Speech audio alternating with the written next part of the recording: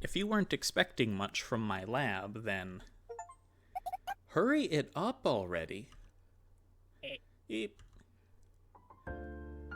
We're standing in front of Mr. Alexei's house. From the outside, it looks less like a lab and more like a bougie villa.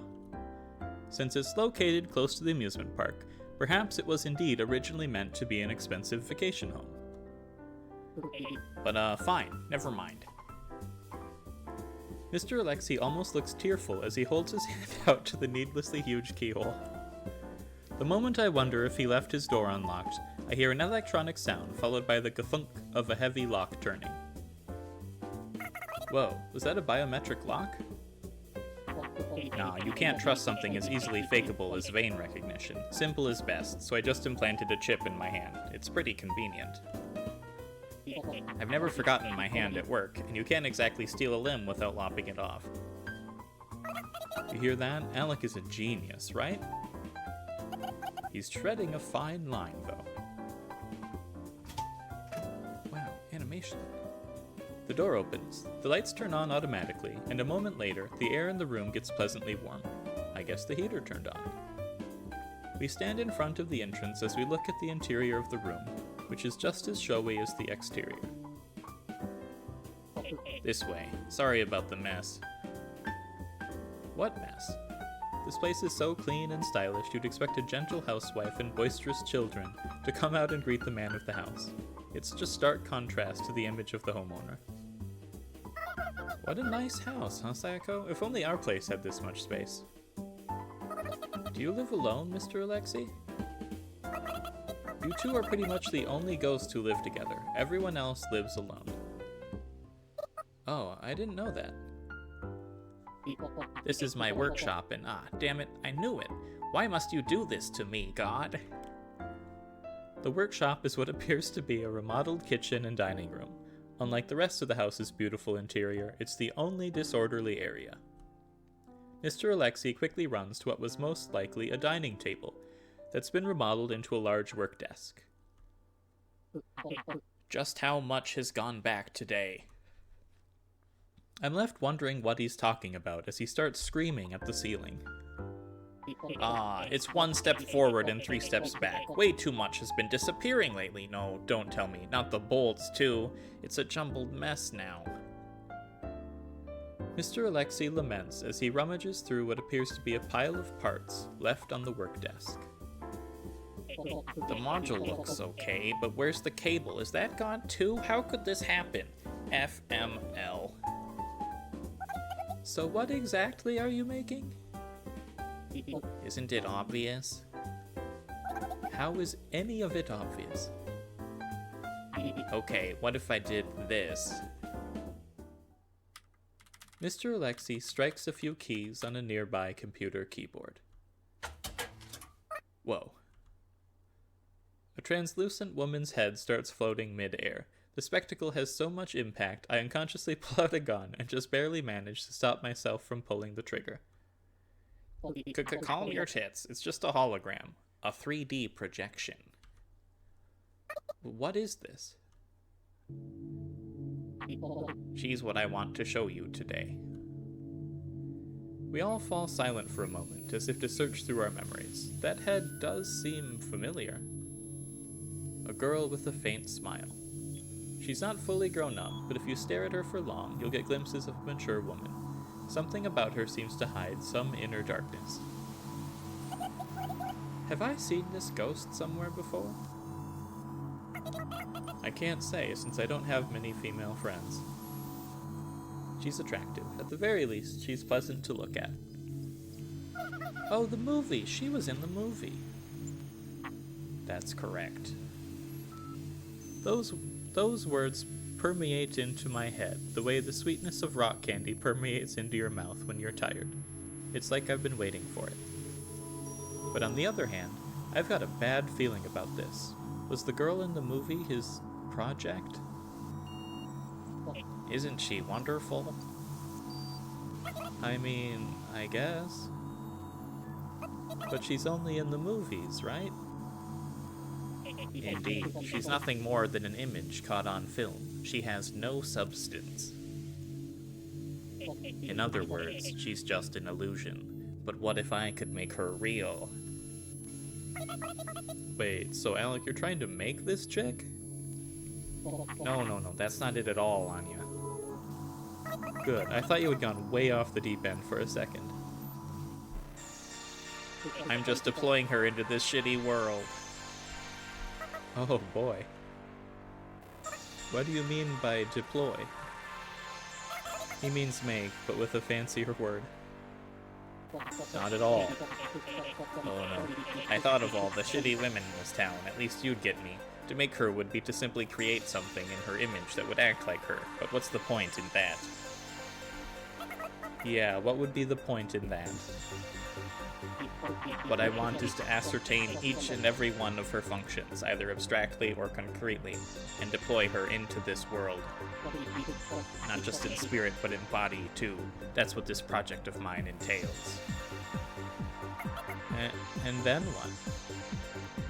Live with her, obviously. You see it all the time in anime, don't you?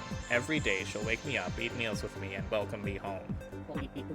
And sometimes we might argue, but I'm sure she'll still enrich my life overall.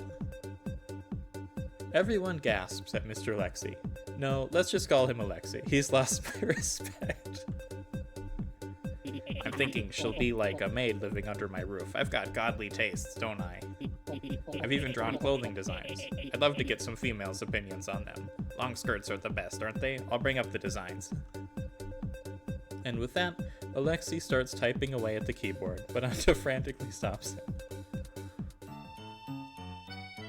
Well, whatever. I'm sure you'll all come to stand the loftiness of this project's goals, but I'm sure we've all come to understand that it was a mistake to come here. Ow, ow, ow, ow. Anya suddenly groans in pain. Pacifica's pinching her butt. I look at Yoru, figuring she'd enjoy seeing something like that, but instead she's looking at Alexi with a sidelong glance. It seems she didn't hear Anya. Well, in any case, I totally understand how Pacifica's feeling right now, so I won't stop her. So, I'm not sure there's anything we can do to help you out with this project of yours. That's right, I'm sorry, but I'm not good with technical things. You can take Anya off of our hands, so go ahead and use her however you please for the rest of her life. Hey. You don't need any technical literacy. You don't even need any literal literacy. My request for you is simple. You just need to follow my directions. With luck, we should be done in no time, and I can start tackling your request. I'll even do it free of charge if you help me out. That's just how valuable your cooperation is to me. This is starting to sound suspicious, but fine. So what exactly do we need to do? You ladies just need to look carefully and closely at both my work and at her. Strategy meeting. We would like to request some thinking time. Approved. At Pacifica's command, we all gather in a corner of the room. I'm sorry, guys, for, everything. That guy's messed up in the head. But what he's doing is incredible. Yeah, he's always like that. Nobody can keep up with him, in more ways than one. But his engineering skills are toppest of top-notch. He can single-handedly do stuff that I couldn't do, even if there were 9,999 of me. So you do something that gross if there were 9,999 of you, huh? No, I don't think I'd ever do anything that gross, no matter how many of me there were. He's certainly an eccentric, huh? JSYK, I can hear you, FML. Say, Alexi, what do you mean when you say you want us to watch you? It's not like you want us to make sure you don't fall asleep at work or anything, right? Well. Alexi's eyes sparkle, the sparkle of a prideful engineer. But it's probably for the same reason as when he went off earlier.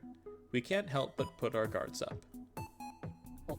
Ghost capacity. That's just what I like to call it, but you know what I'm talking about, right? There's a limit to how many things we ghosts can have. once things go back to the garbage dump, you have to pick them up again. Yeah, of course we know that. The hole in the ghost pocket. Isn't it called the bottomless ghost bag? Is it? Well, things may disappear. They should at least last for a while longer, as long as they're placed within your territory, and you keep their existence in the back of your mind. Both Pacifica and Anya nod. I nod too, due to peer pressure, before realizing, oh yeah, that's right. With the exception of the bare minimum, my belongings quickly disappear too. Alexei makes it sound like you're guaranteed a certain extent of possessions, but it feels a little different in my experience. I think the reason these things feel more natural to me lately is now that Yora's moved in, we share our belongings. Also, now that I've figured out gunshot wounds and other injuries count as belongings, I've actually been finding it pretty convenient sometimes. I've never paid any special attention to it before either. Never. Ever. Not even once. However... Pacifica lets out an agonized groan when Alexei screeches mid-speech.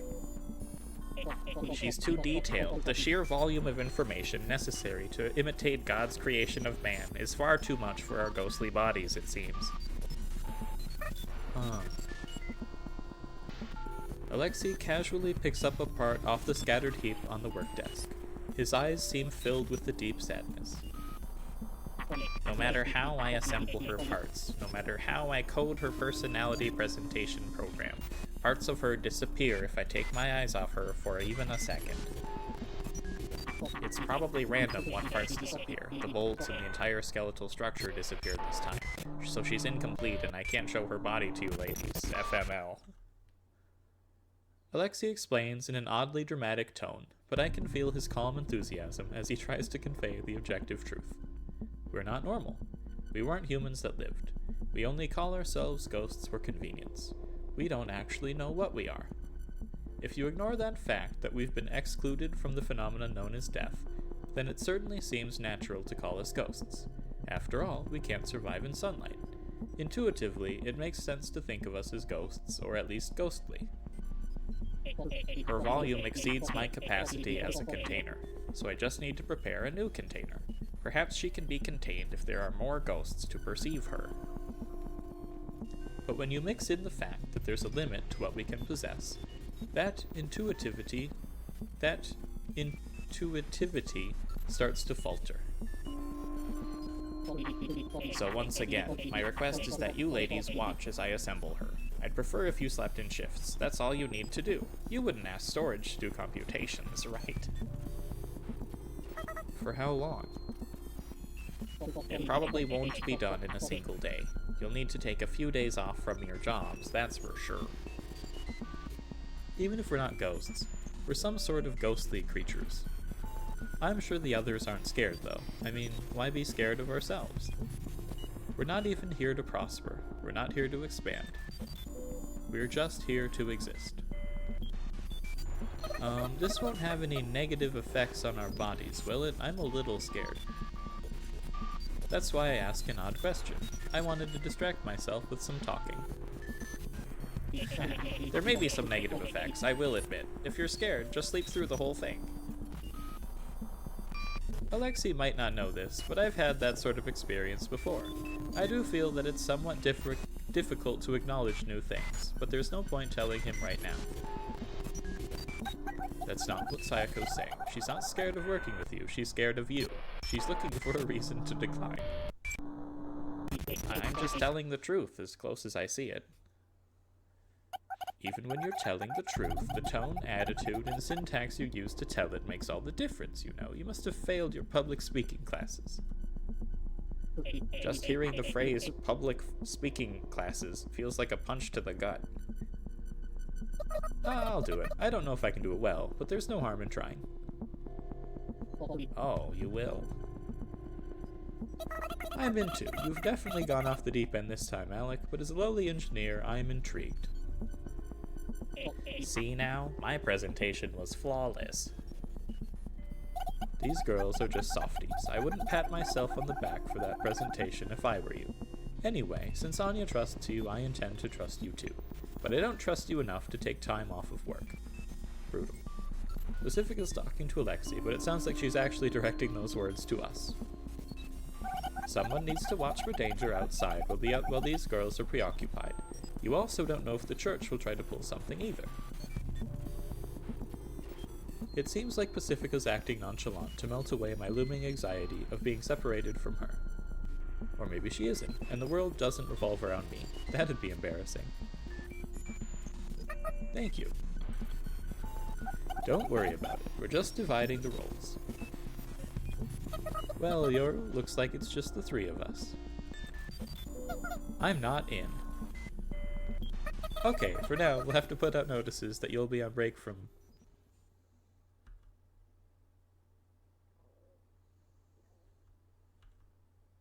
Wait, what did you say? I feel a shock, like being struck on the head. You'd think Yoru would be the first person to be excited by the sight of this stupid thing. At first, I think Yoru was messing with me, but when I look into her eyes, I see she's serious. I said I'm not in. Well, why not? Because I don't want to do this. I'm utterly confused by Yoru's calm rejection. She's usually overly expressive, so when I see her say that without a single change in her facial expression, it instantly throws my mental stability off balance. What's wrong, Yoru? Does your stomach hurt? My bowel movements are perfectly regular. I see. Good for you. Would you prefer us not to ask why? Well, yeah, I guess. When I notice Yoru frown, it makes me feel a little bit of relief. And that's because it lets me know she's not making this decision lightly, and she does feel at least a little guilty. I know it's not healthy to be happy about Yoru feeling guilty, but I need to accept the fact that I'm the mean sort of person who would feel good about something like that. I think it'd be dangerous to set up shop by yourself. True, if you're not going to be around, then I'll take a break off of work. If you're going to take a break, then why not stay here with me? No, I don't want to. Sorry. Yoru makes that face she makes every now and then. No, it's okay. It's your decision, Yoru. I'm not good with these sorts of situations. I really should press her some more. So, what'll it be? Sayako and Anya will stand watch. Yoru and I will pass. According to my calculations, 2 should be plenty. It's a deal. And thus, Anya and I end up helping this strange man named Alexi with his challenge. Sayako? Good luck. Thanks. There's a lump of anxiety lodged in my chest. I never pretended to know everything about her, but this still comes as a bit of an unpleasant surprise. Strange.